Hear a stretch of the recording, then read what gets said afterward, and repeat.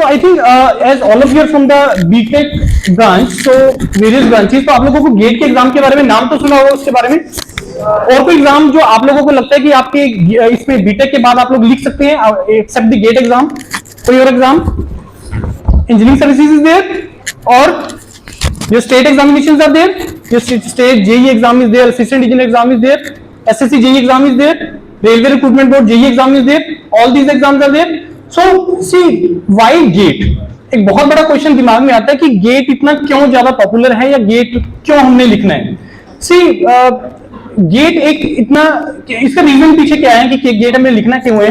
Like all of your engineers, तो हमारे पास एक बीटेक का डिग्री होता है, क्या वो जस्टिफाइड है कि अगर आपके पास परसेंटेज है, उसके ऊपर सीजीपीए है, उसके ऊपर लिखा हुआ है, क्या वो जस्टिफाइड है कि आपको प्रेजेंट करने के लिए कि yes you are having the very concept clear about this CGPA, about your this BTech percentage, क्या वो क्लैरिफाई करती है? शायद वो नहीं. लेकिन अगर आप किसी के पास जाते हैं जॉब के लिए या किसी और जगह पे आप जाते हैं अपनी इस गेट स्कोर कार्ड को लेके, and you say them that yes sir I am GATE qualified, बोलेंगे अच्छा गेट क्वालिफाइड हो, तो आपको वो एक अलग तरीके से आपको वो प्रेजेंट करेंगे, वो एक अलग तरीके से आपको कंसीडर करेंगे. बिकॉज गेट का अगर मैं फुल फॉर्म बताऊं, this is graduate aptitude test in engineering.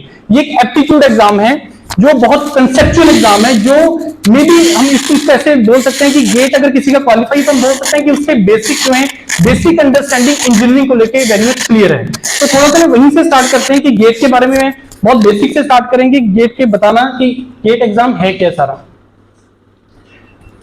सी अगर हम गेट एग्जाम पैटर्न की बात करें, so it's a 65 questions are there, 100 marks exam is there and 3 hours is there, right. 1 mark questions are there, 2 mark questions are there, pattern is written, you will get 70 marks questions from that technical background, like if you are from the electrical background, the computer science or mechanical or civil, 70 marks questions will be from the your core technical background, and out of those 30, remaining 30 marks will be from the this quantitative aptitude, reasoning will be there, English will be there, and engineering mathematics will be there. और ये वही सारा का सारा syllabus है जो normally आप लोग पढ़ते हैं अपनी बीटेक के दौरान, right. Negative marking is also there. 0.33 marks it will be deducted if you got the wrong question for the 1 mark, and 0.6 is for the 2 marks. तो ये बहुत सिंपल इसका एग्जाम पैटर्न है.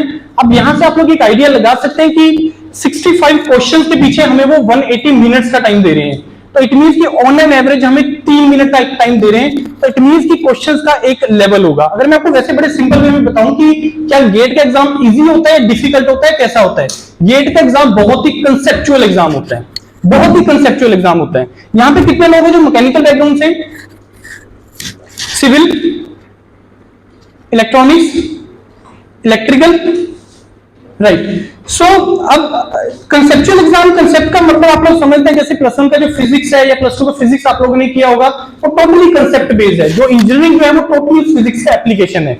तो ये जो गेट का एग्जाम होता है ये टोटली कंसेप्ट बेस्ड एग्जाम होता है. उन्होंने आपका सिर्फ बेसिक अंडरस्टैंडिंग चेक करना है कि इंजीनियरिंग में आपका बेसिक अंडरस्टैंडिंग क्या है. वो बहुत डिफिकल्ट एग्जाम नहीं है जैसे आपके जो कॉलेज के एग्जाम होते हैं, यूनिवर्सिटी के एग्जाम होते हैं, बहुत लेंथी एग्जाम्स होते हैं, बहुत लेंथी क्वेश्चंस होते हैं. लेकिन गेट के अंदर ऐसा कभी नहीं आएगा.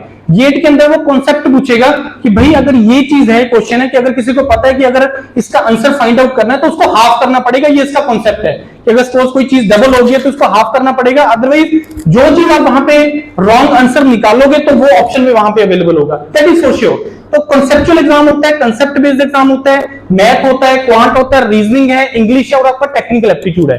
और सब्जेक्ट्स वही होते हैं सारे के सारे जो आप लोग नॉर्मली इंजीनियरिंग के अंदर पढ़ते हैं. वही एग्जाम्स जो है, वही सब्जेक्ट्स हैं आप लोग इसमें इंजीनियरिंग में आप लोग पढ़ते हैं. नेक्स्ट स्टूडेंट, सी गेट के एग्जाम अब इट्स वेरी गुड कि आप लोग यहाँ पे सेकंड ईयर के अवेलेबल हैं, क्योंकि बहुत लोगों को ये आइडिया नहीं होता है कि गेट का एग्जाम, पहली बात तो इसमें कोई एज लिमिट नहीं होता है. At the age of 60 also you can write the GATE exam. अब फ्रॉम द लास्ट 2 इयर्स एक चीज और एडिशनल की है कि now the students can write the GATE exam in the 3rd year. ये 2013-14 तक भी होता था कि 3rd ईयर में आप लोग गेट के एग्जाम लिख सकते थे और 3rd ईयर में आप गेट के एग्जाम लिखते थे, लेकिन उसके बाद इन्होंने बंद कर दिया था. लेकिन from the last 2 year they are again started that you can write GATE exam in the 3rd year. 3rd year के अंदर गेट का एग्जाम लिखने का क्या एडवांटेज है और किस सब्जेक्ट के साथ लिखना चाहिए आप लोगों को, वो मैं अभी आपको इसके नेक्स्ट स्लाइड्स में बताऊंगा कि गेट का एग्जाम लिखने का 3rd ईयर में क्या एडवांटेज है. अदरवाइज अभी मैं आपको सिर्फ बेसिक अंडरस्टैंडिंग ही बता रहा हूं कि get you can right in the 3rd year also. After that 70% technical, 30% non-technical. I already told you. Now, if why you write the GATE exam? Normally, why you write the exam, GATE exam? Detail में मैं आपको बताऊंगा. Otherwise nutshell में मैं आपको बता रहा हूं कि GATE एग्जाम जब आप क्वालिफाई कर जाते हैं, what is the meaning of qualifying the GATE exam? Her exam का जब एवरी ईयर जब एग्जाम ये होता है तो उसमें एक कट ऑफ आता है. आपको वो कट ऑफ अपनी कैटेगरी के अकॉर्डिंगली क्लियर करना होता है. When you qualify that cutoff, then you are GATE qualified. आपको एक GATE स्कोर कार्ड मिलता है. उस स्कोर के बेस पे आप लोग अप्लाई करते हैं वेरियस इंस्टीट्यूट में, वेरियस ऑर्गेनाइजेशंस में. Like for example, if somebody is targeting the jobs through the GATE exam, all of you must be aware कि PSUs होते हैं, पब्लिक सेक्टर होते हैं, like IOCL होता है, BPCL होता है, HPCL होता है, SAIL, GAIL, ISRO, BRC, ये हमारे बहुत सारे PSUs होते हैं. इनमें अगर आपको अप्लाई करना है तो majority of the PSUs recruit through the GATE exam. Otherwise बहुत सारे PSUs ऐसे हैं जो अपना एग्जाम भी लेते हैं. For example HPCL is there, HAL is there, Hindustan aeronautical limited, Bharat dynamics limited, HURL, बहुत सारे PSUs हैं जो स्टिल अपना एग्जाम लेते हैं. लेकिन majority specially the Maharatnas, there are 3 categories of PSUs. Maharatnas is there, Navratnas is there and mini Ratnas are there. तो majority of the Maharatnas like IOCL is there, this BPCL, HPCL, majority of the Maharatnas जो है, SAIL हो गया, ONGC हो गया, ये majority जो recruitment है वो आपका गेट के थ्रू करते हैं. Right? Then the purpose of the GATE exam जब ये स्टार्ट हुआ था, this started, the purpose of that was to promote the higher studies in the country. क्योंकि पहले लोग हायर स्टडीज की तरफ इतना नहीं होते थे. हर किसी को होता था मेरे को जॉब मिल जाए, पैसा हो जाए. फिर हायर स्टडीज को प्रमोट करना स्टार्ट किया गवर्नमेंट ने. तो जब प्रमोशन हुआ तो गेट एग्जाम के थ्रू अब उसको भी प्रमोट करना है तो उन्होंने स्टाइपेंड देना उसमें स्टार्ट किया है. तो एक्चुअल में जो गेट एग्जाम स्टार्ट हुआ था that was started for the higher studies. Higher studies में बहुत सारी डोमेन्स होती हैं, एमटेक होता है, एमएस होता है, you can go for the direct PhD program after the BTech also. क्या क्या क्राइटेरिया है वो मैं सारा इसमें डिटेल में डिस्कस करेंगे. So once you are GATE qualified, you are eligible to apply for the various PSU, your this higher studies domain and government jobs also. Government job, if anyone of you is from Punjab, तो जो electricity का आपके department है, PSPCL and PSTCL, उसमें जो sub division engineer का जो job है वो गेट के थ्रू होता है. If anyone of you is from Haryana, तो उसमें भी जो असिस्टेंट इंजीनियर का जॉब है वो डायरेक्टली गेट के थ्रू होता है. कोई रिटर्न नहीं होना है, कोई इंटरव्यू होना है, direct first class 1 gazetted officer आपका जॉब लगता है. वेस्ट बंगाल का भी जो असिस्टेंट इंजीनियर है, इलेक्ट्रिसिटी डिपार्टमेंट है, that is also the recruitment is done through the this GATE exam. तो इसमें आपका एलिजिबिलिटी आप लोग हो जाते हैं. नेक्स्ट, गेट एग्जाम में as the exam is the online exam, CBT, computer based test होता है. तो आप लोग कुछ भी साथ में कैरी नहीं कर सकते एक्सेप्ट द पेन. राइट? वो आपको वहीं पे रफ के लिए वक्त देते हैं. कैलकुलेशन के लिए वर्चुअल कैलकुलेटर होते हैं, उसकी आजकल एप्स वगैरह भी आ गई हैं, तो उस पर प्रैक्टिस करना स्टार्ट करें. थोड़ा सा वो डिफरेंस होता है नॉर्मल कैलकुलेटर से. तो यूज करना स्टार्ट करेंगे तो आपको यूज टू हो जाओगे कि how you use the virtual calculator. Then GATE score is valid for the 3 years. Now, if when you are writing the GATE in the 3rd year, you cannot apply anywhere. आप किसी जगह पे apply नहीं कर सकते हैं. लेकिन because the GATE exam is valid for 3 years, तो जो भी आपका उसमें GATE स्कोर आया होगा, तो that will be valid for the 3 years. In the final year next year, you can apply through that for the various PSUs for higher studies as well as the abroad. Next is that now students can write 2 GATE exams. इसका मतलब समझते हो क्या है कि आप 2 subject से GATE exam लिख सकते हैं. यहाँ पे मैकेनिकल से हैं, यस हैं, सिविल से हैं, यस हैं, इलेक्ट्रिकल से भी हैं, इलेक्ट्रॉनिक से भी हैं. Now let us suppose I am taking the example of mechanical. GATE एक तो आप मैकेनिकल में लिखेंगे, अब एक और सब्जेक्ट से आप गेट का एग्जाम दे सकते हैं, that is XE, engineering sciences. सुना इसके बारे में? सिविल का सेकंड पेपर आप लोग दे सकते हैं एनवायरमेंट से. सुना उसके बारे में? एनवायरमेंटल साइंस एंड इंजीनियरिंग का गेट का एग्जाम होता है. And you can also right the engineering sciences में भी आप लिख सकते हैं. इलेक्ट्रिकल के स्टूडेंट कौन सा सेकंड पेपर से लिख सकते हैं? इंस्ट्रूमेंटेशन से आप लोग लिख सकते हैं. कंप्यूटर साइंस का अगर यहाँ पे कोई है तो सेकंड पेपर कौन सा है? जियोमेटिक्स में आप लोग लिख सकते हैं. 3 साल पहले ही स्टार्ट हुआ है. एनवायरमेंट और जियोमेटिक्स का जो एग्जाम है गेट का, वो 3 साल पहले ही स्टार्ट हुआ है. So you can write the 2 GATE exams. इसकी क्या एडवांटेजेस हैं, क्या डिसएडवांटेजेस है, वो मैं सारा एक बार इसमें नेक्स्ट में डिटेल में हम लोग इसको डिस्कस करेंगे.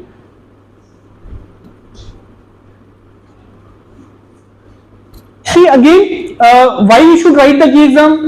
If you want to go for the public sector jobs, reason public sector क्यों जाना है, मतलब पब्लिक सेक्टर के लिए क्यों हर कोई, मतलब if you ask me sir कितना परसेंट बच्चा होगा जो जब गेट का एग्जाम लिखता है, तो कितना परसेंट बच्चा ऐसा होगा जो PSUs के लिए टारगेट कर रहा है, मतलब जो सोच के चलता है कि मेरे को PSUs में एंट्री करनी है. रफली 50% कैंडिडेट ऐसा होता होगा जो गेट का एग्जाम लिखता है और ये टारगेट लेके चलता है कि सर मेरे को PSU जाना है, मेरे को जॉब जाना है. रीजंस क्या है उसके पीछे? सैलरी पैकेजेस बहुत अच्छे हैं। रफली on an average 15 to 18 lakh PSUs में on an average 15 to 18 lakh का सैलरी पैकेजेस रहते हैं, राइट। उसके बाद इसके अलावा जो आपको पर्क्स हैं, जो बेनिफिट्स आपको मिलते हैं वो बहुत अच्छे हैं। क्या पीएसयू गवर्नमेंट जॉब है? नहीं, पीएसयू गवर्नमेंट जॉब नहीं होती है, ये पब्लिक सेक्टर जॉब है। ये कोलैबोरेशन होता है सेंट्रल गवर्नमेंट का किसी प्राइवेट के साथ, सेंट्रल गवर्नमेंट का किसी स्टेट के साथ, तो ऐसे ही कोलैबोरेशन होता है। Like for example DMRC, Delhi metro rail corporation, किसका कोलैबोरेशन है? सेंट्रल गवर्नमेंट और आपका दिल्ली गवर्नमेंट का। तो ऐसे ही सारे के सारे पीएसयूज होते हैं, और दो पीएसयूज मिलकर भी एक नया पीएसयू क्रिएट कर सकते हैं, that is also a collaboration. तो मतलब ये गवर्नमेंट नहीं है, ये पब्लिक सेक्टर है। Benefits, job security and each and everything is same as that of the government job, लेकिन बेनिफिट इसमें जो सैलरी पैकेजेस है ऑलमोस्ट गवर्नमेंट जॉब से डबल और ट्रिपल तक जा सकते हैं कुछ पीएसयू, स्पेशली द महारत्नास जो है आपके इसमें।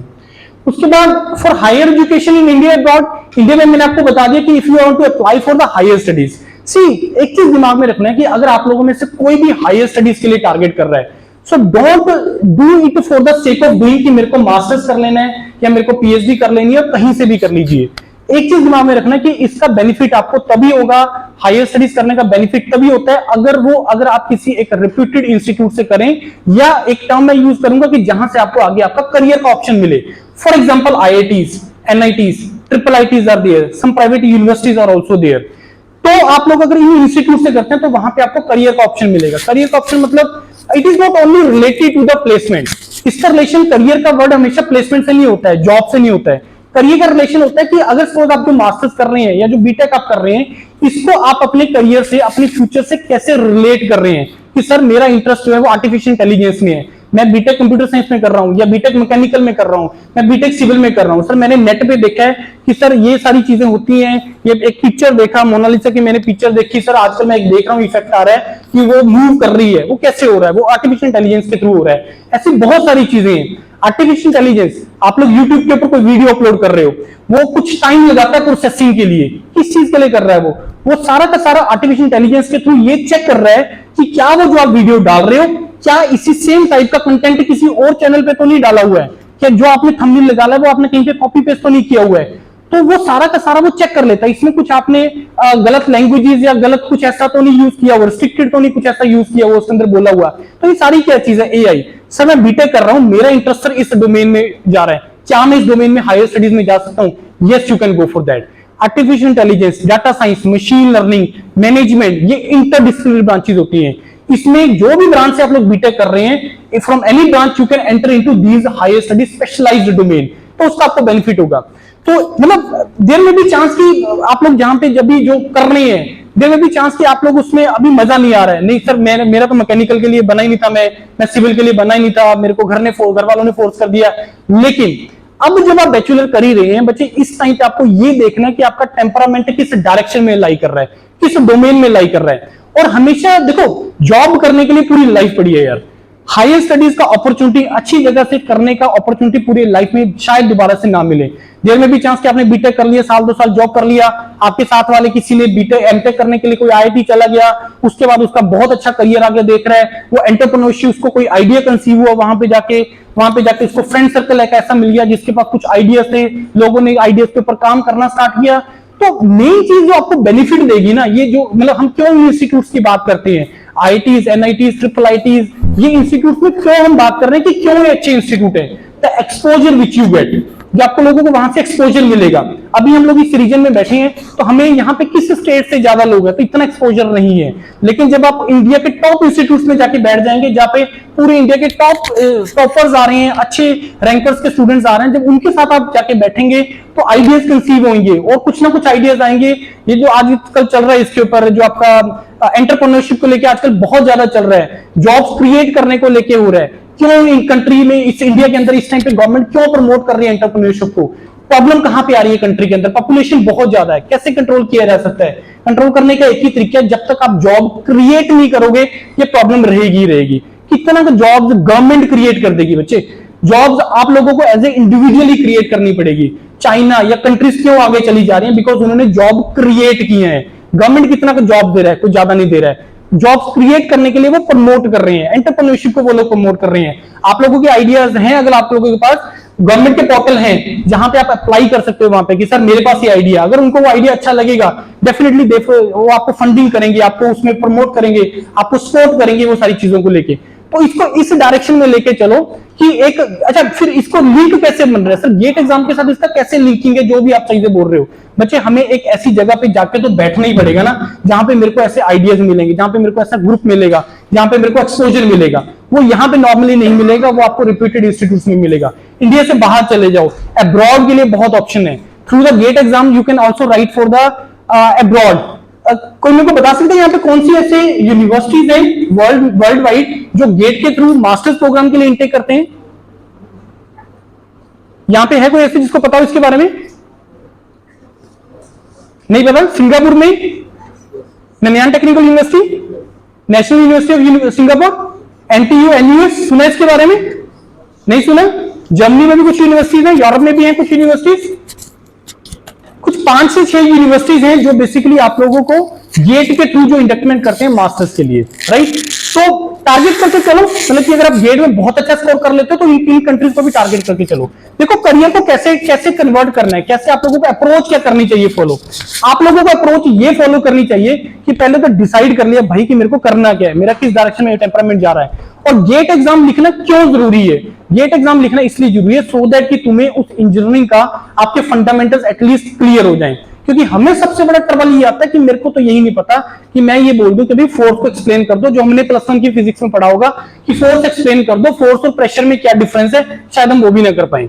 तो ये बेसिक्स हैं। इंटरव्यू के अंदर वो क्या पूछता है, इंटरव्यू के अंदर यही तो पूछता है, बहुत बेसिक ही तो चीजें पूछता है, और बहुत एडवांस भी पूछने वाला आपसे कि भाई ये बता दो कि आजकल उस गाड़ी के अंदर क्या टेक्नोलॉजी चल रही है, उसके अंदर क्या चल रहा है, ऐसा कुछ नहीं होता। Your fundamentals, your basic should be right. अगर आपके बेसिक्स और फंडामेंटल अगर आपके करेक्ट हैं then only you can do the advance research, otherwise ये ट्रबल है, अदरवाइज ये मुश्किल रहेगी। तो आप लोगों को ये डिसाइड करना है कि भाई मेरे को जो करना है मैं क्यों कर रहा हूं, किस पर्पस से कर रहा हूं। Whatever you do there should be a purpose for that, there should be a cause for that. Cause होना बहुत ज्यादा जरूरी है, अदरवाइज ऐसे ही चलते चले जाओगे कि मेरे फ्रेंड ने मैकेनिकल लिया मैं भी मैकेनिकल कर लेता हूं, मेरा फ्रेंड गेट लिख रहा है तो भी मैं गेट कर रहा हूं। ऐसे लाइफ को बहुत लेटेस्ट स्टेज आपको रियलाइज होगा नहीं यार ये तो मैंने बहुत सारे टाइम वेस्ट ही कर दिया। तो उसको वेस्ट ना हो इस कारण से हमें बहुत अर्ली स्टेज पे second year is the best time to decide कि भाई मेरे को करना क्या है, किस डायरेक्शन में मैं करूं। और गेट एग्जाम हर कोई टारगेट करो, थर्ड ईयर में टारगेट करो कि थर्ड ईयर में मैं गेट का एग्जाम लिखूं और उसके बाद अच्छा स्कोर लेके आऊं, उसको फिर कन्वर्ट करना है। कन्वर्ट करने के लिए एक प्रोसीजर है कि आपका जो गेट स्कोर आएगा उसके बेस पे आप कहां अप्लाई करोगे, कैसे अप्लाई करोगे, स्टेटमेंट पर्पस होते हैं, इंटरव्यूज होते हैं, प्रोफेसर होते हैं कि कौन सा प्रोफेसर किस टॉपिक पे काम कर रहा है। आप लोग सारे के सारे प्रोजेक्ट करेंगे अभी बीटेक में, शायद कुछ माइनर प्रोजेक्ट कुछ मेजर प्रोजेक्ट होते हैं आप लोगों के। अब किस बेस पे डिसाइड करो। सबसे बड़ा ट्रबल आप लोगों को ये आएगा कि सर कैसे डिसाइड करें कि प्रोजेक्ट क्या करना है। आता नहीं आता टॉपिक, ये ट्रबल आता है कि सर टॉपिक कैसे डिसाइड करें। बड़ा सिंपल सा तरीका है यार, आईआईटीज का वेबसाइट खोलो, अपने ब्रांच में जाओ, वहां पे कंप्यूटर साइंस में या इलेक्ट्रिकल में अब डिपार्टमेंट में जाओ, वहां पे देखो हर प्रोफेसर का प्रोफाइल लिखा हुआ बहुत डिटेल में, देखो वो क्या काम कर रहे हैं। आप उनके अंडर इंटर्नशिप भी कर सकते हो, उनको मेल करो कि सर मेरा जो मैंने कुछ टॉपिक इस चीज के ऊपर मेरा प्रोजेक्ट चल रहा है, मैंने चेक किया सर आपका प्रोफाइल वहां पे इस टॉपिक के ऊपर कर रहा हूं, सर मेरे को इंटर्नशिप करनी है आपके अंडर। लेकिन वो तब आपको यस बोलेगा अगर वो मैचिंग होगा कि आपने कुछ उस टॉपिक पे काम किया है और आप फर्दर उस टॉपिक पे आगे जाके फर्दर डिटेल में उनके साथ काम करना चाहते हो। ये चीज इंटर्नशिप में आप यूज कर सकते हो। आपको होती है ना ट्रेनिंग होती है 6 मंथ का 6 वीक्स का ट्रेनिंग होता है, नहीं होता यार? जाओ यहां से निकल के थोड़ा बाहर जाओ, एक्सपोजर लो, तभी कुछ लर्निंग होगा। यहां बैठ के एक जगह बैठ के लर्निंग नहीं होता है, लर्निंग तभी होता है जब आप यहां से बाहर निकलोगे। ट्राई करना स्टार्ट करो, अप्रोच करना स्टार्ट करो। 10 लोगों को मेल करोगे तो एक रिस्पॉन्स जरूर करेगा, लेकिन क्या मेल करना है, कैसे मेल करना, वो मैटर करता है। हिंट मैंने अभी आपको दे दिया कि मैचिंग होना जरूरी है। टॉपिक वहीं से आइडेंटिफाई हो जाते हैं। अगर सोचो इंटर्नशिप भी नहीं करनी, टॉपिक आइडेंटिफाई करना है, देखो वो क्या क्या प्रोजेक्ट पे काम चल रहा है, उसमें से छोटा सा पार्ट निकाल लो। अच्छा ये प्रोफेसर जो इस टॉपिक पे काम कर रहा है उसके कुछ रिसर्च पेपर पढ़ लो, उसमें लिखा होता है कि इसमें ये काम किया, उसको वहां से आपको आइडिया आएगा जब आप पढ़ना स्टार्ट करोगे कि अच्छा ये इसमें लैकुन है, ये प्रोफेसर ने ये किया, ये भी तो कर सकते हैं, वो करना स्टार्ट करो और वहीं से आगे आगे लिंक बनता चला जाएगा। अभी आप एक छोटा सा काम करोगे, फिर जब आप मेजर प्रोजेक्ट आएगा तो उस काम को थोड़ा सा और आगे बढ़ाओगे। ऐसी हायर स्टडीज में जब आप जाएंगे मास्टर्स के अंदर या पीएचडी में, तो उस काम को और ज्यादा वैल्यू करोगे उस चीज को लेके। तो ऐसे लिंकिंग बनाना स्टार्ट करो। ऐसे इस चीज को ऐसे मत नॉर्मल लो यार, बीटेक बहुत ज्यादा आसान है। अगर आप लोगों में से जो भी +1 +2 करके आए हैं आप लोग खुद इस चीज को वो एक्सेप्ट करेंगे कि प्लस वन प्लस टू जो आपने 2 साल पढ़ा है उससे तो इंजीनियरिंग यार कहीं ज्यादा इजी है। एप्लीकेशन तो है ये, एक रात पहले ही तो पढ़ते हो आप लोग पेपर निकालने के लिए, तो अगर बाकी टाइम कहां पे निकाल रहे हो यार? बाकी टाइम अपने करियर के बारे में सोचो, अपने फ्यूचर के बारे में सोचो, टाइम मत निकलने दो। टाइम, ये वाला जो टाइम है ना, इस टाइम पे एनर्जी है, एज है, सब कुछ है, इसका यूटिलाइज करो, इसको बेस्ट यूटिलाइज करो इसको कन्वर्ट करने के लिए। As already told you कि अगर आप किसी स्पेशलाइज्ड डोमेन में काम करना चाहते हो, मास्टर्स आप सपोज बीटेक कर रहे हैं मैकेनिकल में, आप डिजाइन में काम करना चाहते हो, आप थर्मल में काम करना चाहते हो, जिस भी डोमेन में आप काम करना चाहते हो और उस पर्टिकुलर डोमेन में अगर आप जाना चाहते हो, अभी आप लोग स्पेशलाइज नहीं है किसी चीज के, now as of now you are only the BTech only, mechanical है, सिविल से, ये स्पेशलाइज नहीं है। अगर आपको कुछ अच्छा करना है तो you have to be specialized, आपको स्पेशलाइजेशन में आना पड़ेगा। अब जैसे मतलब अगर आप लोगों से मैं क्वेश्चन पूछूं कि भैया यार इंडिया को प्रॉब्लम कहां पे आ रही है सबसे ज्यादा, ये डेवलपिंग और डेवलप्ड वाला ये कन्वर्जन है, ये होगा कैसे? आप लोग खुद इस चीज को एक्सेप्ट करेंगे कि भाई कन्वर्जन तभी होगा अगर हमारे यहाँ पे टेक्नोलॉजी आएगी, अगर यहीं पे मैन्युफैक्चरिंग स्टार्ट होगी, यहीं पे सारे काम होना स्टार्ट होंगे, तभी कन्वर्जन होगा, तो इस तरह से कभी कन्वर्जन होगा ही नहीं। तो ये कैसे पॉसिबल है? ये तभी पॉसिबल है कि अगर हम कुछ ऐसा काम करें, जो रिसर्च कर रहे हैं, मास्टर्स कर रहे हैं, जो पीएचडी कर रहे हैं, उसका कुछ ना कुछ सोसाइटी के लिए आउटकम आना जरूरी है। अदरवाइज अगर आप सिर्फ इसलिए कर रहे हो कि मेरे को एमटेक करना है या मेरे को पीएचडी करने हैं, तो शायद वो करियर के लिए आपको नहीं बेनिफिट दे सके, राइट? तो ठीक है, आपको डिग्री मिल जाएगी, आपका जॉब भी लग जाएगा, सब कुछ हो जाएगा, लेकिन आप लोगों में से बहुत सारे ऐसे भी होंगे जो चाहते हैं कि यार सोसाइटी के लिए कुछ करें, कुछ ऐसा कुछ प्रोडक्ट लेके आए जिससे रेवोल्यूशन आ जाए, कुछ चेंज आ जाए। वो तभी पॉसिबल है जब आप किसी स्पेशलाइज्ड डोमेन में एंटर करना स्टार्ट करेंगे। आइडिया कैसे कंसीव करना है, कहां से आइडियाज आएंगे? सोते हुए आइडिया कोई नहीं आएगा, सपने में आइडिया कोई नहीं आने वाला। आइडिया तभी आएगा जब आप रिसर्च करना स्टार्ट करेंगे, पढ़ना स्टार्ट करेंगे, वहीं से आइडियाज कंसीव होना स्टार्ट होंगे। अदरवाइज ऐसे आइडिया नहीं आएगा, टू बी वेरी फ्रैंक।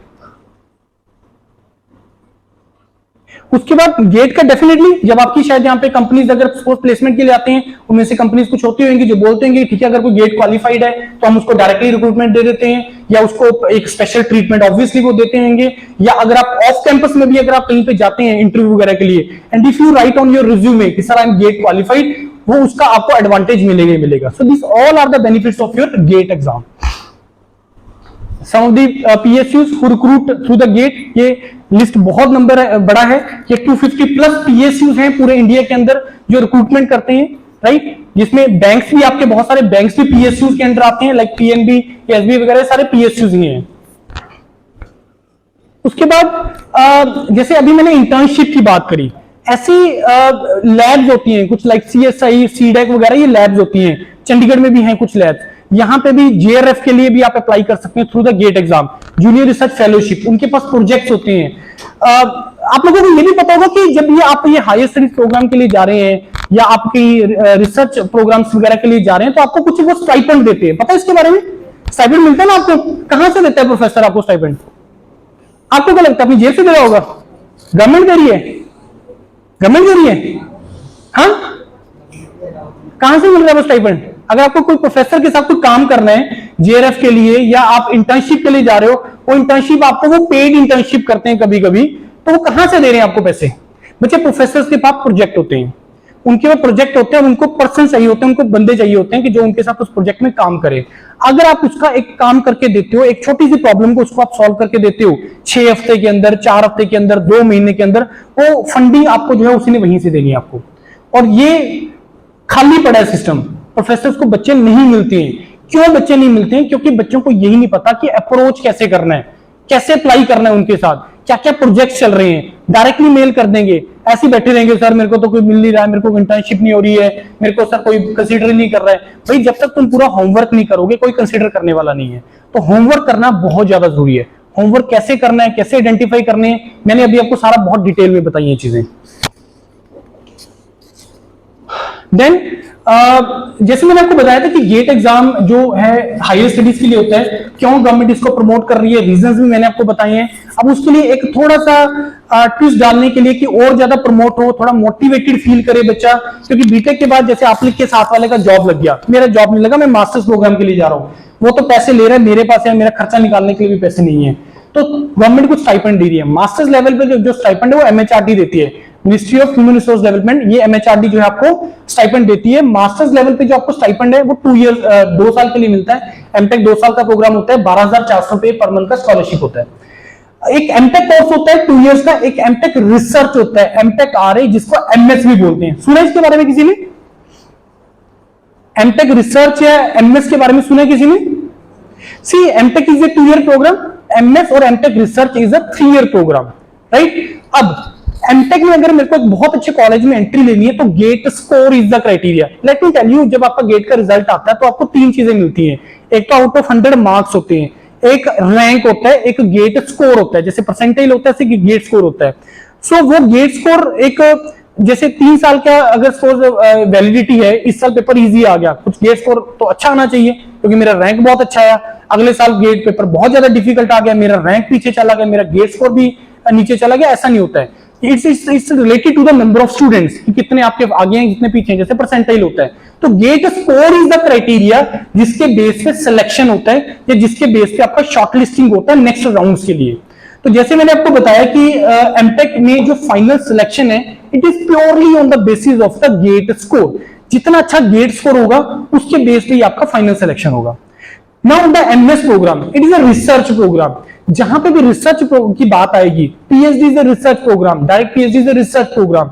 तो जहां पे हम रिसर्च की बात करेंगे तो वहां पे एकेडमिक्स को कंसीडर किया जाएगा।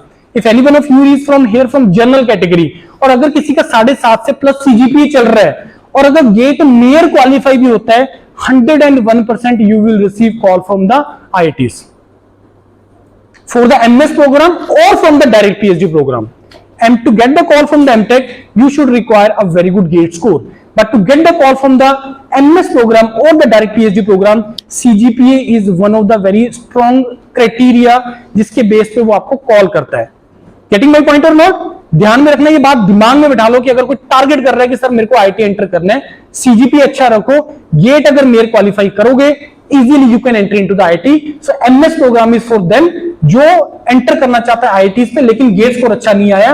एक स्टेटमेंट पर्पस रिक्वायर्ड होता है जब आप अप्लाई करते हैं। स्टेटमेंट पर्पस में क्या लिखना है, आपने कहां अप्लाई करना है, मतलब आप यहां पे क्यों अप्लाई कर रहे हो, इस प्रोफेसर में क्यों अप्लाई करना चाहते हो, क्यों आपका इंटरेस्ट है, ये कॉलेज क्यों ज्वाइन करना चाहते हो, वो स्टेटमेंट पर्पस के ऊपर आता है। तो statement purpose, your CGPA, your GATE score, ये क्राइटेरिया होता है कॉल आने के लिए एमएस प्रोग्राम के लिए या डायरेक्ट पीएचडी प्रोग्राम के लिए, राइट।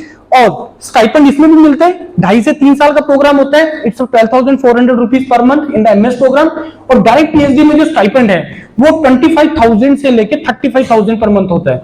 अब इसको रिवाइज करने जा रहे हैं गवर्नमेंट में भी, 1 साल 2 साल के बाद जो 12,400 है, देर में भी चांस की वो 18,000 के आसपास हो जाए। और जो डायरेक्ट पीएचडी वाला जो स्टाइपेंड है, देर में भी चांस की वो 35 to 38 के आसपास हो जाए, राइट। एक विश्वस्तरीय पीएचडी होती है, वो स्पेशल प्रोजेक्ट्स होते हैं गवर्नमेंट के पास या प्रोफेसर्स के पास, जिनमें उनको अपने प्रोजेक्ट को एक टाइम के अंदर कंप्लीट करना होता है, जिसमें उनको जो स्टाइपेंड है कंपैरेटिवली थोड़ा ज्यादा होता है, which is 35,000 rupees per month. There is one more scheme of the PhD program, that is a PMRF. सुना इसके बारे में किसी ने? पीएमआरएफ के बारे में सुना किसी ने? This is prime minister research fellowship. सुना इसके बारे में? नहीं।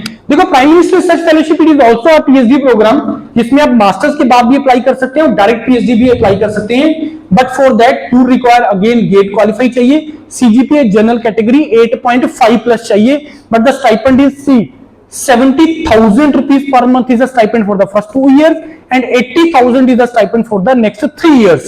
प्रोजेक्ट पे काम करना है, गवर्नमेंट के प्रोजेक्ट पे काम करना है, तो वो सारा का सारा स्टाइपेंड आपको वहीं से मिल रहा है। इतना ज्यादा हाई स्टाइपेंड क्यों? Again to promote the research, projects को कवर करना है, प्रोजेक्ट्स कंप्लीट करने हैं, टेक्नोलॉजी यहीं पे हमें डेवलप करनी है कंट्री के अंदर। So that is the reason why ये एक आपको अट्रैक्ट करने के लिए एक पॉइंट ऑफ अट्रैक्शन है जो आपको अट्रैक्ट कर रहा है कि आप लोग करो, इस चीज को प्रमोट करें। Next is through the GATE exam. देखो, गेट एग्जाम का सबसे बड़ा ब्यूटी पता है क्या है? गेट के एग्जाम का सबसे बड़ा ब्यूटी ये है कि through a single exam, through a single GATE exam, you can apply for various different domains. Like you can apply for the jobs, for PSUs, for your state jobs. You can apply through a single exam, that is the GATE exam. Second, you can apply for the higher studies. In the higher studies, you can go for the technical domain also and in the management domain also. Now, technical मैंने भी आप लोगों को discuss किया, IITs, NITs, triple IITs के बारे में। Now about the management course, this anyone who have heard about this NITIE Bombay? NITIE Bombay का नाम सुना किसी ने? से NITIE Bombay is the institute जो पीजीडीएम करवाते हैं, post graduate diploma in management, 2 साल का प्रोग्राम होता है। And I would say that मतलब 99% केसेस में NITIE Bombay is the best thing what you can get through this GATE exam. Gets तो बहुत हाई चाहिए जनरल कैटेगरी में, ऑल्दो इस साल कट ऑफ 600 के आसपास चला गया है, अदरवाइज 750 प्लस कट ऑफ जाता है गेट्स कोड में निटी बॉम्बे के लिए। Now what is the benefit of that? Again the personality grooming, your exposure in the NITI Bombay, right? Salary package is average package 18 to 20 lakh is the average package in the NITI Bombay. Last year एक student था अंशुल जिसका 48 लाख का package लगा, उसका interaction योरपीडिया platform पे पड़ा है, उसको आप देख सकते हैं कि उसका कैसे 48 हुआ है। पहले वो आईटी दिल्ली उसने ज्वाइन किया मास्टर्स के लिए, उसको लीव करके उसने फिर निटी बॉम्बे ज्वाइन किया और उसका 48 लाख का पैकेज लगा। So again reason, again the attraction is again the salaries, the placements is obviously, चाहे आप आईटी की बात करो, चाहे एनआईटी की, चाहे ट्रिपल आईटी की, चाहे निटी की, किसी भी हम कॉलेजेस की बात करेंगे, अट्रैक्शन तो ऑब्वियसली हमारे पास जो होता है वो प्लेसमेंट ही होती है, राइट? तो निटी बॉम्बे इंस्टीट्यूट 2 साल का प्रोग्राम, एवरेज पैकेज मैंने आपको बताया, और टॉप एमएनसीज आ रही हैं वहां पे प्लेसमेंट के लिए। और सबसे बेनिफिट, सबसे अच्छी बात क्या है, देखो निटी बॉम्बे ये मैनेजमेंट इंस्टीट्यूट है। अब मैनेजमेंट इंस्टीट्यूट आईएम्स भी हैं, आईएम्स में एवरी ग्रेजुएट इज गोइंग, कोई भी ग्रेजुएट वहां पे जा सकता है थ्रू द कैट एग्जाम। लेकिन निटी बॉम्बे में टोटल 4 कोर्सेज हैं, 5 कोर्सेज हैं, आउट ऑफ विच 2 कोर्स ऐसे हैं जो गेट के थ्रू होते हैं और 3 कोर्स ऐसे हैं जो कैट जीमैट जीआरई उसके थ्रू वो इंटेक करते हैं। तो जो कोर्स में वो गेट के थ्रू एंट्री कर रहे हैं, it means only technocrats are going, all of you are the technocrats. तो वो टेक्नोक्रेट्स उसमें एंट्री कर रहा है, इंजीनियर ही एंट्री कर रहा है, तो जो आपका फाइनल प्रोफाइल वहां पे बनना है that is a techno managerial profile through the NITIE Bombay. और आपको अपनी हार्ड कोर टेक्निकल फील्ड में ही आप काम करोगे। कई को होता है कि सर मेरे को आईएम में क्यों नहीं जाना, सर मेरे को अपनी फील्ड से हटके काम नहीं करना है, मेरे को अपनी हार्ड कोर सिविल डोमेन में रहना है या मेरे को मैकेनिकल डोमेन में रहना है। So NITIE Bombay is the best thing अगर कोई मैनेजमेंट लेवल पे एंट्री करना चाहता है अपनी टेक्निकल डोमेन के अंदर, तो that is the NITIE Bombay. उसके बाद this masters of management courses are available in each and every IIT like DoMS IIT Madras, IUR IIT Bombay, Masters of Management IISc Bangalore, Masters of Management this IIT Delhi, Industrial Engineering and Operation Research in this IIT Kanpur. For each and every IIT there is having the management courses. Again talk about the placements. Placements are the best each and everywhere.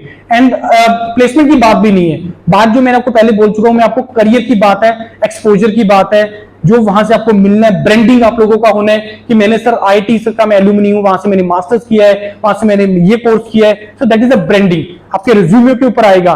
सो बड़ी simple सी बात है, मैंने ये T shirt डाली है, इसके ऊपर कोई ब्रांड नहीं है, द योरपीडिया इज देयर। अगर यहाँ पे एक खाली हो, आप बोलोगे पता नहीं कैसी टी शर्ट डाली हुई इसने 400-500 रुपए की, अगर सपोज यहाँ पे कोई एक ब्रांड का लोगो लगाओ, छोटा सा एक लोगो लगाओ, उसका वैल्यू है या नहीं है? यही चीज आपके रिज्यूमे के ऊपर आनी चाहिए कि भाई जब तक आपके रिज्यूमे के ऊपर 2-4 ब्रांड नहीं लिखे होंगे कि भाई मैंने सर इंटर्नशिप किया है इस आईटी से, इस प्रोफेसर के अंडर किया है, सर मैंने मास्टर्स किया है इस आईटी से, मास्टर्स ये किया है, इस डोमेन में किया है, जब तक आपके रिज्यूमे के ऊपर जो ब्रांड के लोगोज नहीं ना आएंगे यार, तब तक आपका वैल्यू नहीं डलेगा।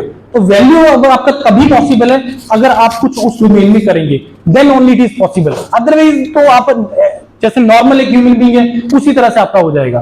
तो अगर आप वैल्यू अपना क्रिएट करना चाहते हो, मार्केट में अपने आप को सेल करना चाहते हो, उस टी शर्ट की वैल्यू, उस टॉमी की है उस टी शर्ट की वैल्यू और एक नॉर्मल टी शर्ट की वैल्यू, चाहे नीचे कपड़ा वही सेम ही हो, ऊपर लोगो का ही फर्क है, उसकी वैल्यू ज्यादा डलनी है, ऑटोमेटिकली उसकी ब्लैंक वाले की वैल्यू उसके अकॉर्डिंगली होगा। तो ये चीज अपनी लाइफ में रखना कि भाई ब्रांड तो चाहिए ही चाहिए, बिना ब्रांड के आपका ब्रांडिंग होने वाला नहीं है। It's very straight, it's very simple, right? Foreign university में अभी पहले कवर किया मैंने, you can apply, although Kavita ma'am will cover in detail about the foreign admission कि उसमें क्या अप्रोच रखना चाहिए। जैसे पंजाब में बहुत ज्यादा इसमें ट्रेंड है कि हमें जाना है abroad, so why not we go there as a engineer. So should I write 2 GATE exams, मेरे को 2 गेट एग्जाम लिखूं, क्यों लिखूं? उसके बाद नेक्स्ट क्वेश्चन भी है कि थर्ड ईयर में, मैं दोनों का आंसर एक ही क्वेश्चन में करूंगा कि पहला कि 2 गेट एग्जाम क्यों लिखने हैं, दूसरा कि मैं थर्ड ईयर में क्यों लिखूं गेट का एग्जाम, और अगर लिखना है तो किससे लिखूं। देखिए थर्ड ईयर में अगर आप लोगों को गेट का एग्जाम लिखना है ना, तो गो with the second paper. First main paper से मत जाओ। जैसे आप लोग सिविल से हैं, सिविल से तो आप लोग एनवायरमेंट से लिखो पेपर। एनवायरमेंट में क्या होगा, सिविल के कंपैरेटिवली जो सिलेबस है रफली 60% सिलेबस है, तो कम आपको उसमें ज्यादा पार्ट एनवायरमेंट का है, फ्लूइड मैकेनिक्स है, उसके बाद आपका हाइड्रोलॉजी एक सब्जेक्ट आता है, एनवायरमेंट साइंस वाला पार्ट आता है, राइट, और मैथमेटिक्स आता है, क्वांट आता है, रीजनिंग आता है। तो सिलेबस आपको कंपैरेटिवली कम पढ़ना है, क्योंकि कॉलेज का भी आपका करिकुलम होता है। इसमें मैकेनिकल से है तो एक्सी से लिखिए। एक्सी में आप लोगों का क्या पैटर्न होता है मैं आपको थोड़ा सा बता दूं। 30 नंबर तो देखो यार फिक्स है, कोई भी ब्रांच से आप पेपर दे रहे हो तो mathematics, quant, reasoning that is the fix part. 70 marks जो है एक्सी के अंदर क्या होता है कि आपको 2 सब्जेक्ट डिसाइड करने होते हैं, 2 subject out of fluid mechanics, thermodynamics, उसके बाद मटेरियल साइंस, और उसके बाद आपका आ गया fourth is this strength of materials, this strength of material. तो 4 में से 2 पेपर आपको डिसाइड करने होते हैं। 15 35 मार्क्स के आता है, तो 35 प्लस 35 70 प्लस आपका आ गया 30, तो 100 मार्क्स एक्सी में ऐसे कंप्लीट हो जाते हैं।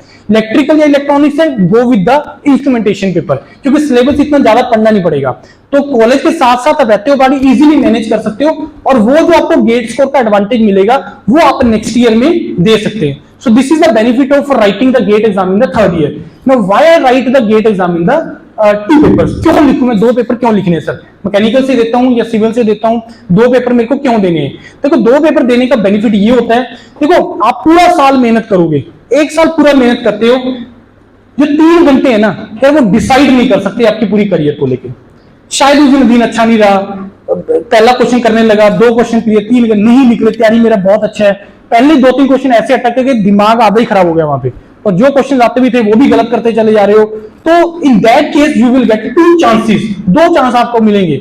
अच्छा एक चीज मैं और आपको क्लियर करना चाहता हूं कि if you are targeting the PSUs then only the your first paper, your core branch paper will give you the benefit for the PSUs. जो सेकंड पेपर के साथ PSU एलिजिबल नहीं करता है, मतलब अगर आपने मैकेनिकल से हैं तो गेट अगर मैकेनिकल में होगा तो ही आपको PSU एलिजिबल करेंगे, सिविल है तो सिविल से करेंगे, इलेक्ट्रिकल है तो इलेक्ट्रिकल से करेंगे। ऐसा नहीं कि इलेक्ट्रिकल इंस्ट्रूमेंटेशन से किया है तो क्या सर मैं PSU के एलिजिबल हूं, नहीं। आई थिंक 1 या 2 PSU होंगे शायद वो एलिजिबल करेंगे आपको। मैकेनिकल में एक्सी के साथ कोई नहीं है, एनवायरमेंट के साथ, सिविल के साथ कोई भी PSU नहीं है।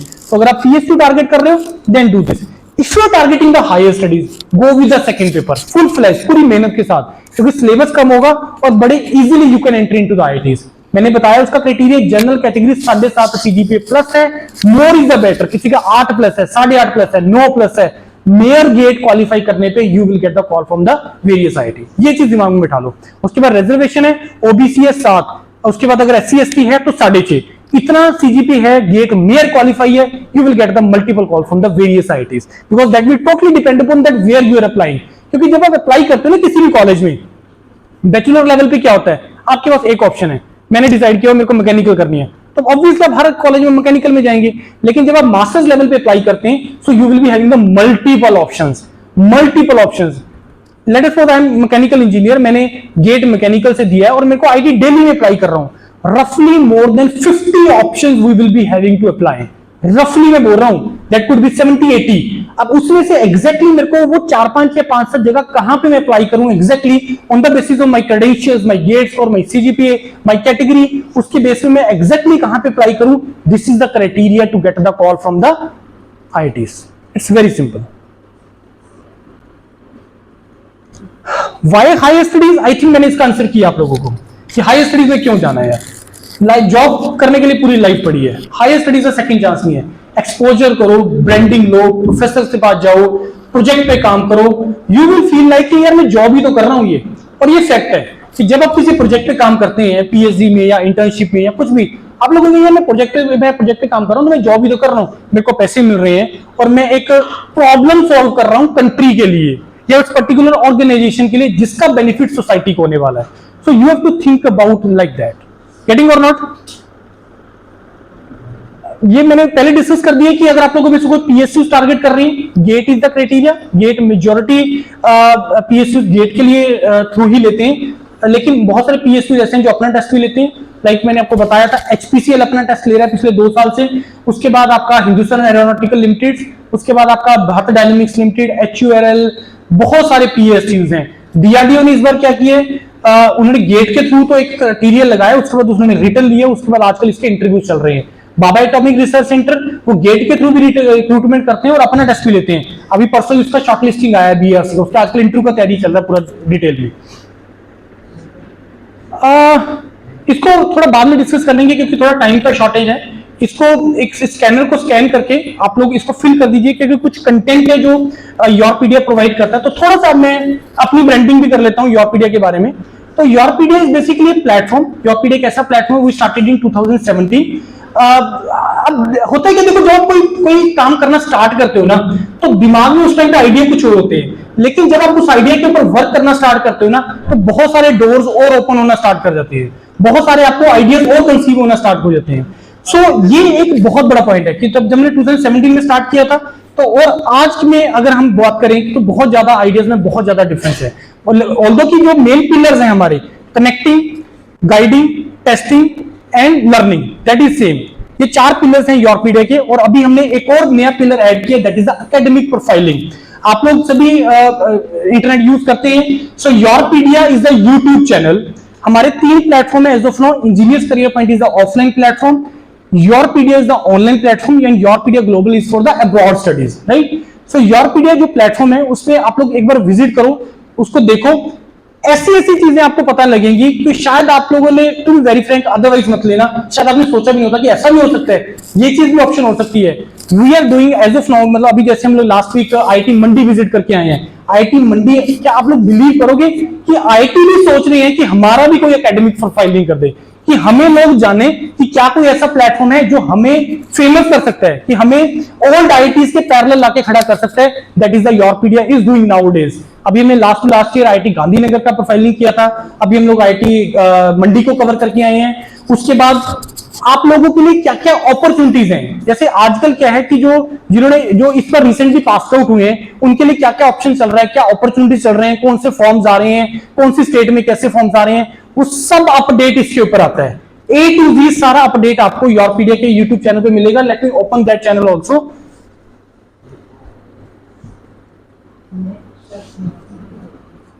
एक मिनट चेक करिए।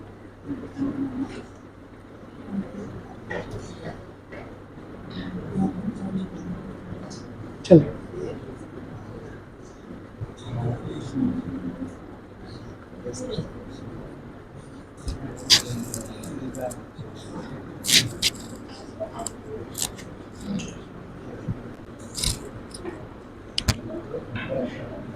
so this is the platform.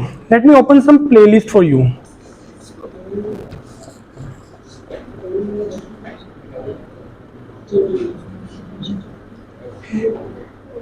Is it visible to all? So ये जो फोल्डर है ना, जैसे this is like IT Mandi academic profiling, इसमें हम लोगों ने प्रोफेसर के साथ इंटरेक्शंस किए हैं, प्रोफेसर के साथ इंटरव्यूज किए हैं। उनको सुनना स्टार्ट करो, उनको सुनोगे आपको पता लगेगा कि यार होता क्या है, मतलब रिसर्च होती क्या है, किस टॉपिक्स के ऊपर काम चल रहा है, कैसे चल रहा है, उससे आपका इंटरेस्ट डेवलप होगा, इंटरेस्ट क्रिएट होगा। देखो इंटरेस्ट तब तक नहीं आएगा यार, मतलब मेरे को अच्छी गाड़ी चलाने का शौक है फॉर एग्जांपल, मेरे को कैसे इंटरेस्ट आएगा, देख के तो नहीं आएगा। देख के तो ये आएगा कि मैं परचेज कर लूं, चलाने का तब आएगा जब मैं किसी अपने फ्रेंड की चला ली या किसी को देख लिया या कुछ, तभी डेवलप होगा, अदरवाइज ऐसे डेवलप नहीं होगा। तो जब तक आप देखोगे नहीं तो इंटरेस्ट डेवलप नहीं होगा। देखना स्टार्ट करो, इस चैनल को बहुत अच्छे तरीके से रिगरसली देखना स्टार्ट करो। I am damn sure what we are doing, just a minute, what we are doing on Yourpedia, 3-4 things are like that, कि post grad counseling, preparing students for interviews, GD, GTs and other things like academic profiling we are doing. Nobody is doing in India. Nobody is doing in India. Post grade counselling, भाई sir मेरे को ये बता दो, मेरा ये है, मेरा गेट क्वालिफाई नहीं हुआ, still I want to enter into the IIT, sir how can I enter there, how can I enter there? Yourpedia is doing that. So this is a platform, इसको फॉलो करना start करो, आपको पता लगेगा इसको कैसे, क्या क्या ऑप्शंस है मेरे लिए, कैसे इसको कवर करना है, कैसे इसको मतलब इसका बेनिफिट कैसे उठाना है, वो तब करना स्टार्ट करेंगे जब आप इसको एक्सप्लोर करना स्टार्ट करेंगे। बहुत सारी ऐसी इसमें प्लेलिस्ट हैं, लाइक फॉर एग्जांपल आपका इंटरव्यू आ गया, कंपनी आ रही है प्लेसमेंट के लिए, आपको पता है भाई वो थर्मोडायनेमिक्स से पूछेगी या फॉर एग्जांपल फ्लूइड मैकेनिक्स से पूछेगी, स्ट्रेंथ ऑफ मटेरियल से पूछेगी। Let me open some for you. Paper कितने बजे आपका? What is the timing for you paper? तो टाइम है, कोई बात नहीं। ग्रुप डिस्कशन है सर, कोई आइडिया नहीं है, मैंने आज तक जिंदगी में कभी ग्रुप डिस्कशन नहीं लगाया है। कुछ कुछ पॉपुलर वीडियोस हैं योरपीडिया का. I think this video is going to very soon it is going to cross 1 million. Right now it is 947K. No idea of topic how to start GD. Strength of material to prepare from interview point of view. 7 घंटे का video है, इससे बाहर नहीं आता है strength of material interview के लिए. 7 घंटे में पूरा स्ट्रेंथ ऑफ मटेरियल का इंटरव्यू के पॉइंट ऑफ व्यू से पूरा preparation. Strength of material is common for this civil and mechanical ना, right. Similarly for electrical, electronics, computer science, हर ब्रांच के लिए यहाँ पे मैराथन वीडियोस हैं. और ये वीडियोस वो वीडियोस हैं कोई नहीं कर रहा पूरे इंडिया में. Nobody is there. शायद ये बात बहुत बड़ी है जो मैं बोल रहा हूं, लेकिन nobody is there in India who is doing that, क्योंकि ये हर किसी के बस की बात नहीं है, right. He is doctor Vijendra, he is our chief mentor and he is the CEO of Yourpedia and engineers career point. तो इनको फॉलो करना स्टार्ट करो. इनकी वैसी अगर कोई वीडियो आती है ना किसी भी चीज से रिलेटेड, इनको सुनना स्टार्ट करो. आपको लगेगा यार है कोई पर्सन जो बता रहा है करियर के बारे में, तो बता रहा है फ्यूचर के बारे में, स्टूडेंट के बारे में बात कर रहा है. इनको सुनना स्टार्ट करो. ऑब्वियसली यार we are running the business, खर्चे हर किसी के होते हैं, नो डाउट अबाउट दैट. लेकिन करियर की बात करने वाले आपको नहीं मिलेंगे. हर कोई बोलेंगे गेट खरीद लो, ये खरीद लो, वो खरीद लो. करियर की बात करने वाले हर कोई नहीं है, राइट. इसको फॉलो करना स्टार्ट करो. Certainly you will get benefit for that, right.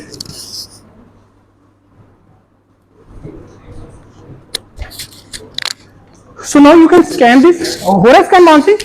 हो गया स्कैन. इसको फिल करो. कुछ कंटेंट है जो हम लोग आपको प्रोवाइड करेंगे और इसमें कुछ क्वेश्चनर भी हैं, उसको एक बार फिल कर देना जो भी उसके अंदर है, किस चीज से रिलेटेड है. तो देयर में भी chance if your college allow us, तो हमारे एग्जीक्यूटिव आपको कॉल करेंगे, आपसे डिटेल में डिस्कशन करेंगे कि आपको किस डोमेन में जाना चाहिए, आपका मेंटरिंग करेंगे. सो उसके अकॉर्डिंगली सारा प्रोसीड करेंगे, right everyone. Any query in the end, कोई डाउट किसी का?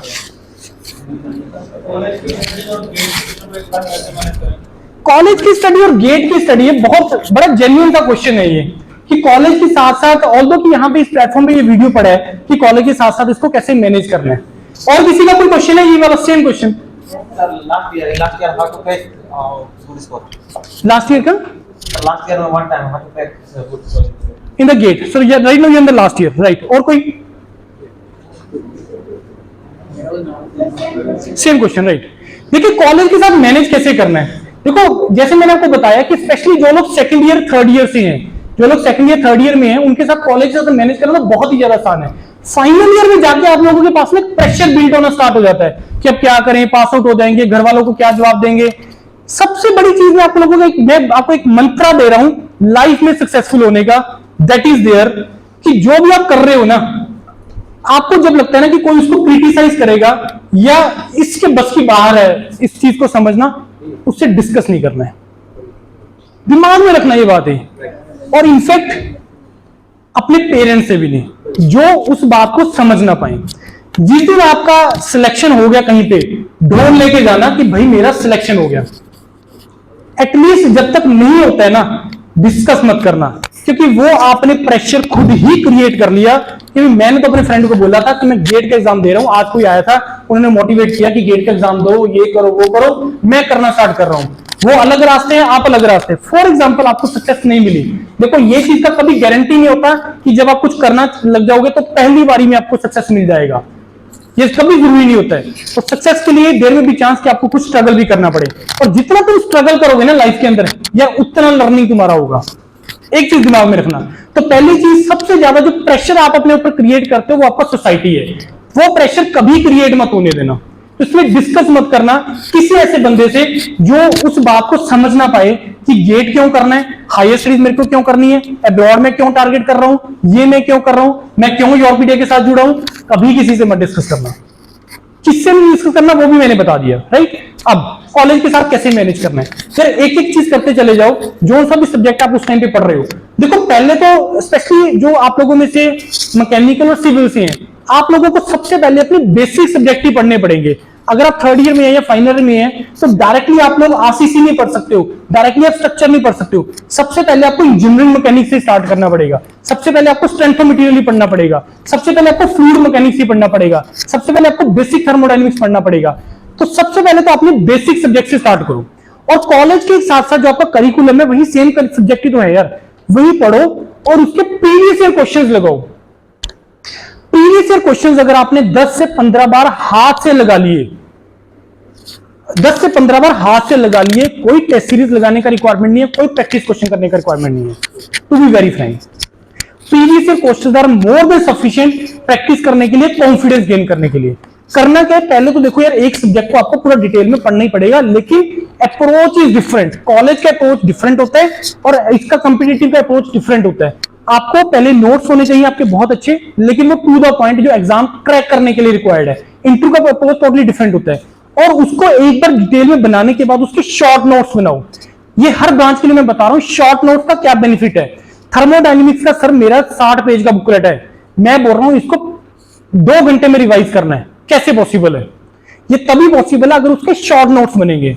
शॉर्ट नोट्स में क्या लिखना है? शॉर्ट नोट्स में आपने सिर्फ उतना सा पार्ट लिखना है जिससे आपके रिवाइज करने के बाद आपके प्रीवियस ईयर क्वेश्चंस लग जाएं। Very simple.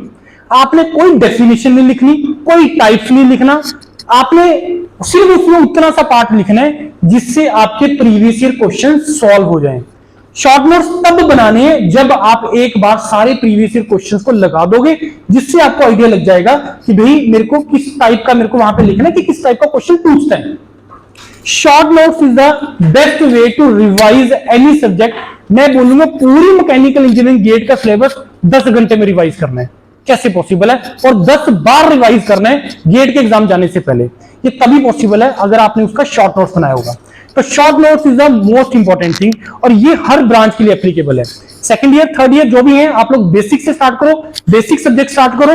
और जो लोग फाइनल ईयर में है, आपका सेमेस्टर कौन सा? अभी 6 चल रहे हैं, 6 चल रहा है, और अभी आगे आपका अप्रैल मई स्टार्ट हो गया ना आज, तो मई स्टार्ट हो गया। आपके पास ये पूरा अभी आपके पास 8 महीने है, 9 महीने है।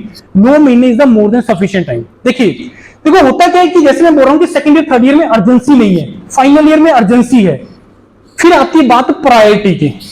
प्रायोरिटी आपको डिसाइड करनी है कि भाई मेरी प्रायोरिटी इस टाइम पे क्या है। फाइनल ईयर है आपका, तो इतना मेरे को लग रहा है कॉलेज का करिकुलम इतना ज्यादा हेक्टिक रहता नहीं होगा। और जैसे मैंने आपको बताया कि कॉलेज के लिए अगर आपको कवर करना है तो एक दिन पहले वाली फाइट है, उतना सा मेहनत करना, बाकी टाइम पूरा यूटिलाइज करो, अपने बेसिक से स्टार्ट करो। एक बार बेसिक होना स्टार्ट हो गया, फिर डायरेक्टली उसकी एप्लीकेशंस के ऊपर आ जाओ। आजकल अगर आरएसी पढ़ रहे हो, ब्रांच कौन सा आपका? सिविल है। अगर फॉर एग्जांपल आजकल स्टील पढ़ रहे हो, अच्छा उसके बाद ये भी देखो कि कौन से सब्जेक्ट का वेटेज कितना रहता है, वो भी आपको करना पड़ेगा। ऐसा पता लगा कि मैं स्टील करना मैंने स्टार्ट कर दिया, इसका तो आता ही यार 3-4 नंबर के, तो पहले हाई स्कोरिंग वाले सब्जेक्ट्स उठाओ। पहले तो बेसिक पढ़ना ही है, चाहे उसमें से कितने भी नंबर का आता है कि नहीं आता। इंजीनियरिंग मैकेनिक्स, टेंथोमीटर, फ्लूइड मैकेनिक्स, ये बेसिक सब्जेक्ट्स हैं, राइट। उसके बाद आप आ जाओ इसकी एप्लीकेशंस के ऊपर। स्ट्रक्चर उठाओ, आरसीसी उठाओ, सॉइल एक बहुत वेटेज वाला सब्जेक्ट है, एनवायरमेंट एक बहुत बड़ा वेटेज वाला सब्जेक्ट है, हाइड्रोलॉजी, इरिगेशन, सर्वे, ट्रांसपोर्टेशन, ये स्कोरिंग वाले सब्जेक्ट है, इजी आता है इसमें से, बड़े इजीली आप स्कोर कर सकते हो इसमें। स्टील को टोटली छोड़ दो, एंड में देखेंगे। अगर स्टील में करना है तो आपके कनेक्शंस कर लेना, और लास्ट में आपका प्लास्टिक एनालिसिस, इतना सा पार्ट कर लेना, मोर देन सफिशिएंट है स्टील के लिए। ये चीज करनी है आपने, पहले बेसिक से स्टार्ट करो, और टारगेट लेके चलो, शॉर्ट टारगेट, कि भाई मेरे को अक्टूबर तक सिलेबस कंप्लीट करना है, और उस तक टाइम तक मेरे को अपने शॉर्ट नोट्स भी कंप्लीट कर लेने हैं, मेरे को एक बार सारा पढ़ भी लेना है, और उसके बाद मेरे को अपने प्रीवियस ईयर भी लगा लेने हैं। और लास्ट के जो 2 महीने होते हैं, only question practice, short notes question practice, short notes question practice, that's it. ये चीज आप लोगों को करनी है, right. Any other query, any other question? जैसे कि अगर हम एकेडमिक्स के सिलेबस की बात करें और गेट के और एसएससी के सिलेबस की बात करें, उसका क्या है?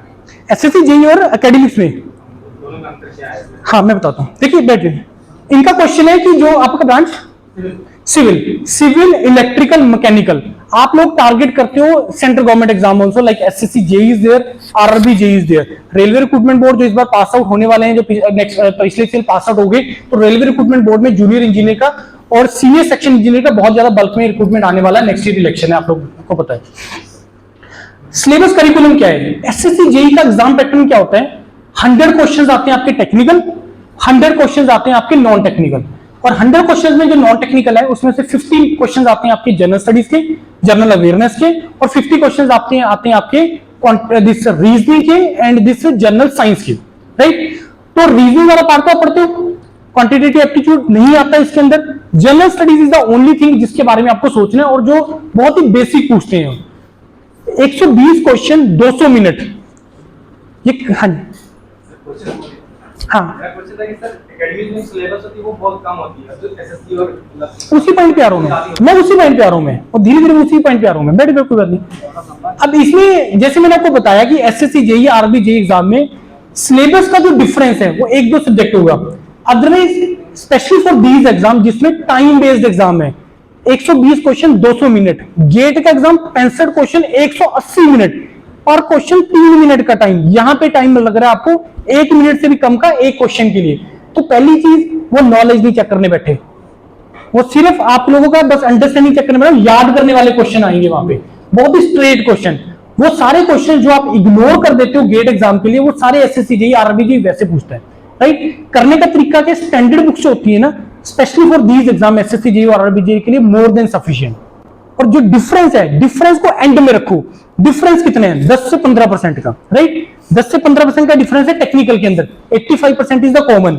आउट ऑफ 200 कितना कट ऑफ गया इस बार एसएससी जेईई का प्रीलिम्स का सिविल में? ओनली 100 एंड हाँ मैं 116 गया, वो 116 गया जनरल कैटेगरी के लिए।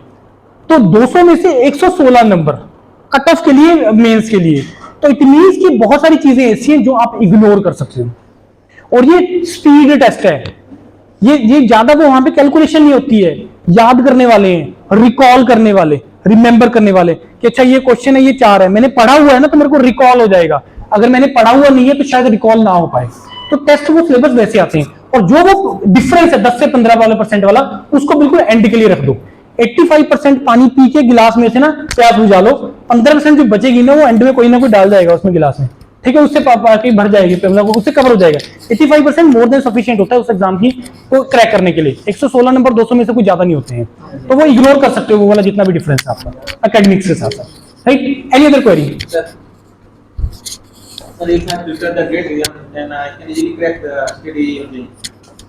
मैं समझा नहीं आपका क्वेश्चन। ये मैंने अभी बता के हटा हूं। एक बहुत अच्छा क्वेश्चन इन्होंने पूछा है कि अगर मैं गेट का तैयारी कर रहा हूं तो क्या एसएससी जेईई और आरआरबी जेईई निकल जाएगा? तो गेट का approach is totally different, that is the concept based. अगर आप गेट का तैयारी कर रहे हो तो एसएससी जेईई का रफली 40 to 50% पर्पस सॉल्व होगा, इससे ज्यादा नहीं। जैसे फॉर एग्जांपल आप बिल्डिंग मटेरियल गेट में आता है 1-2 नंबर का, लेकिन उसमें आता है 15 नंबर का, समझ मेरी बात? तो बिल्डिंग मटेरियल आप गेट के लिए तो छोड़ सकते हो, लेकिन जेईई के लिए छोड़ नहीं पाओगे। तो अगर गेट का आप तैयारी कर रहे हो तो एसएससी जेईई का 40 to 50% पर्पस सॉल्व होगा। उसकी प्रिपरेशन के लिए आपको अप्रोच टोटली डिफरेंट लगानी ही पड़ेगी। अगर आपको एसएससी जेईई को क्रैक करना उसको लेके, तो अप्रोच इज टोटली डिफरेंट, समझ गए? इट इज नॉट लाइक कि आप यूपीएससी की तैयारी कर रहे हो स्टेट वाला तो निकल ही जाएगा, उस केस में तो एप्लीकेबल है, लेकिन यहां पे एप्लीकेबल नहीं, क्योंकि अप्रोच टोटली डिफरेंट है। समझ गए? आगे सर एनी अदर क्वेरी? इधर से किसी ने एक भी क्वेश्चन नहीं पूछा, कोई भी डाउट किसी भी तरीके का? Although see my contact number is there, this is my contact number only. Website पे, यूट्यूब पे, कहीं पे भी आप देखोगे my contact number will be there. कोई भी किसान दे सकते हैं, यस दे सकते हैं, and you are eligible for the IITs, आप दे सकते हो। एडवर्टीजमेंट देखो, उसमें क्लियरली लिखा हुआ भूटान, नेपाल, आप लोग दे सकते हो। और गेट का एग्जाम काफी अदर कंट्रीज में भी होता है, यूएई में होता है गेट का एग्जाम, लेकिन नेपाल में नहीं होता, उसके लिए आपको फिर इंडिया में करना पड़ेगा, लेकिन यू आर एलिजिबल। पीएससी में आप लोग एलिजिबल नहीं है, पीएससी में आप एलिजिबल नहीं, लेकिन हायर स्टडीज, फॉर एग्जांपल एक एग्जांपल दे रहा हूं, जैसे भी इन्होंने पीएसयू की बात करी, आईआईटी मद्रास में एक ब्रांच है ओशियन इंजीनियरिंग, जिसमें कोई भी ब्रांच का बच्चा जा सकता है, चाहे मैकेनिकल है, चाहे सिविल है, चाहे इलेक्ट्रिकल है, कोई भी ब्रांच का। और वहां पे ओएनजीसी, आईयूसीएल, बीपीसीएल ये प्लेसमेंट के लिए आते हैं। तो the other way to enter there is this, अगर आप पीएसयू टारगेट कर रहे हो, right? Anyone, any other query? हाँ जी, हाँ क्वेरी सेशन 3 साल के लिए। थर्ड ईयर में हाँ, तो 3 साल के लिए वैलिड होगा आपका वो। The day you got the score card ना, उसके ऊपर लिखा होता है valid up to this date, उसके ऊपर लिखा होता है, और 3 साल होता है। जैसे मान लो 21 मार्च 2023 को रिलीज हुआ, तो वो आपका 20 मार्च 2026 तक वैलिड होगा। Any other query? Okay, still if you are having any query you can call me, my number is available. बाकी जैसे मैंने आपको बताया, बहुत ऑप्शंस हैं, बहुत अपॉर्चुनिटीज हैं, लाइफ में, और इसको एक्सप्लोर करो जितना ज्यादा हो सकता है, ढूंढने मत पड़ो। ये मत देखो साथ वाला क्या कर रहा है, अपने आप को इस तरीके से प्रिपेयर करना स्टार्ट करो कि साथ वाला आपको देख के स्टार्ट करे। आप एग्जांपल सेट करो, आप एग्जांपल सेट करो। हाँ, कौन सी jobs? Hybrid jobs. Hybrid jobs तो देखो वो आपको मिलेगा मैनेजमेंट कोर्सेज में। अच्छा, एक चीज और, फॉर एग्जांपल मैं आपको बताता हूं कि आप अपनी कोर सेक्टर में बात कर रहे हैं। अगर आप अपनी कोर सेक्टर में बात कर रहे हैं तो आपको टेक्नो मैनेजरियल प्रोफाइल पे जाके बढ़ना पड़ेगा। अगर आप आईआईटीज में एंटर कर रहे हो मास्टर्स लेवल पे, स्ट्रक्चर में या जियोटेक में या ट्रांसपोर्टेशन में, वहां पे जो एवरेज सैलरी पैकेजेस रहता है वो 10 से 12 लाख का रहता है एवरेज, जो वहां पे कंपनीज आती हैं। अगर आपको इससे ज्यादा हाई पैकेज में जाना पड़ेगा तो या तो आपको नॉन कोर के लिए जाना पड़ेगा, data science, machine learning, AI में, या आपको जाना पड़ेगा मैनेजमेंट कोर्सेज में, जैसे मैंने आपको बताया DoMS IIT Madras, IOR IIT Bombay बताया, या निटी बॉम्बे टारगेट करो। That will be the best thing, that will be best thing. यही तरीका है। तो आज के टाइम पे जो सिनारियो है that is the non core में ऑब्वियसली प्लेसमेंट अपॉर्चुनिटीज, प्लेसमेंट और जो सैलरीज की बात करें, और वही अट्रैक्शन बढ़ रहा है आज के टाइम पे। क्यों computer science engineer BTech level पे ज्यादा एंट्री कर रहा है? क्यों? अभी एक ही तो चाम है, इंटरेस्ट वाली बात नहीं है। 10 से 15% शायद होगा कोई बच्चा जो बाय इंटरेस्ट कंप्यूटर साइंस करना चाहता है, जो बाय इंटरेस्ट इसमें डाटा साइंस में जाना चाहता है। The main part of attraction is, the main attraction is that the salary packages. Anyone, any other doubt? Any other question or query you have? Because I know you query in your mind is MST.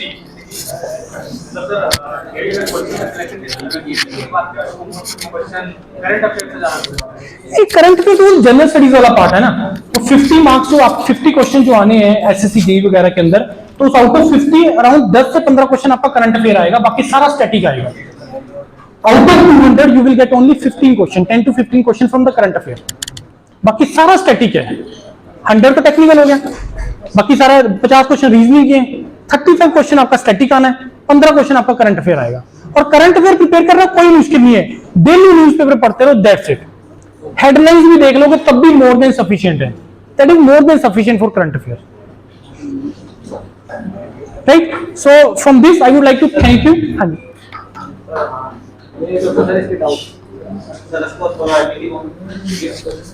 Category क्या है? OBC category. देखो normally OBC category के लिए Nifty Bombay अभी तक जो trend चला है वो रहा है 650 गेट स्कोर, 650 660। इस बार वो 550 चला गया है। इस बार सिनारियो टोटली डिफरेंट रहा है। अभी तक आज तक कभी नहीं हुआ कि 650 660 से नीचे गया हो कट ऑफ ओबीसी कैटेगरी के लिए। इस बार 550 आ गया है निफ्टी के लिए। एससी के लिए तो 450 500 पे भी गेट स्कोर पे कॉल आया है। मार्क्स सिविल ब्रांच मैं सेफर साइड के लिए 650 गेट स्कोर लेके चल रहा हूं, तो 55 के आसपास marks, 55 to 60 out of 100। General के लिए आप लगा के ब्रांच, मैकेनिकल है तो मैं पिछला इस बार का ट्रेंड नहीं देख रहा, क्योंकि आज इस बार तो टोटली डिफरेंट हुआ है। पहले के ट्रेंड से हिसाब से तो 70 75 के आसपास।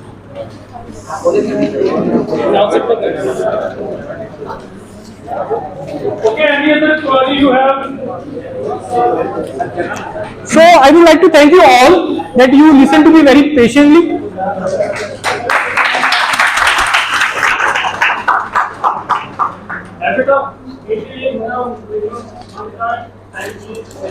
देखिए ये टोटली डिपेंड उसके ऊपर करता है। जैसे मैं इसका आंसर किया मैंने प्राइवेट एवरेज। देखिए ऑब्वियसली जितना आप एफर्ट डालेंगे उसी हिसाब से आउटकम मिलेगा आपको, जितना एफर्ट डालेंगे उसी हिसाब से आपका मार्क्स आएगा।